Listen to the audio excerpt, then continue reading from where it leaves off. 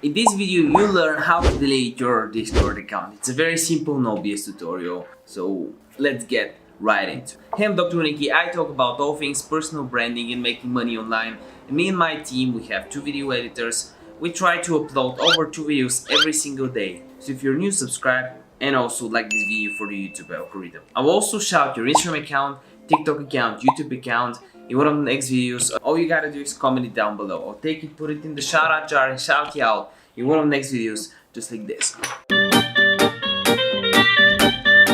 So what you do is, you go on Discord, just click your name here, the user settings, and then click on edit, then you click on edit, click on delete account or disable account. But you'll notice that if you click delete, it will say that you own some servers. If you own some servers, you gotta transfer the ownership before deleting the account. So that's it, it's a very simple tutorial. I'm a man of my word. If you like this video, make sure you give it a like. And remember that a video that keeps the doctorate by the end of this video, make sure you check one of these videos out. See you next one, bye.